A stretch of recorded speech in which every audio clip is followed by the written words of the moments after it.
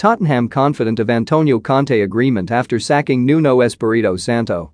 Tottenham are working on an agreement for Antonio Conte after sacking Nuno Espirito Santo, it has been claimed. Nuno has today lost his job, just 4 months after being hired as Jose Mourinho's successor. And, now, Daniel Levy is working on a world-class replacement as he plans for a brighter future in North London. Tottenham only hired Nuno in July, with the Portuguese manager replacing former mentor Mourinho at the helm over in the capital. But things haven't worked out and, with Spurs losing 4 of their last 6 matches across all competitions, they've now decided to make a change.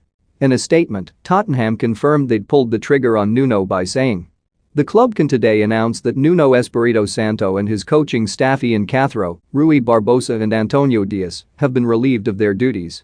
Managing director Fabio Paratici then said, "I know how much Nuno and his coaching staff wanted to succeed, and I regret that we have had to take this decision. Nuno is a true gentleman and will always be welcome here. We should like to thank him and his coaching staff and wish them well for the future." And Fabrizio Romano, writing on Twitter, has claimed Tottenham are now hoping to bring Conte in as Nuno's successor. Think you know sport? Test your sporting knowledge with our tricky quiz. Tottenham are now pushing to convince Antonio Conte as new manager to replace Nuno, he said. He's always been top of the list since June, where there was no agreement with Spurs board. Tottenham director Paratici is working to find an agreement with Conte as priority. And, in another tweet, he added, "Tottenham board feeling more than confident to convince Antonio Conte and appoint him as new manager to replace Nuno. Talks progressing right now with Conte's camp. He's asking an important plan for next transfers window and long-term contract. Paratici is on it. Should Tottenham hire Conte, they'd be getting one of the best managers in world football. He rebuilt Juventus during his time in Turin, winning 4 Serie A titles and laying the foundations for successor Massimiliano Allegri to build on.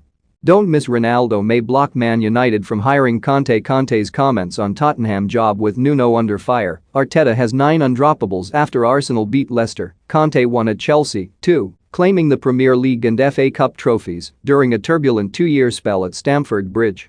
And, just last season, the Italian guided Inter Milan to Serie A glory, ending Juventus's dominance of the division in the process.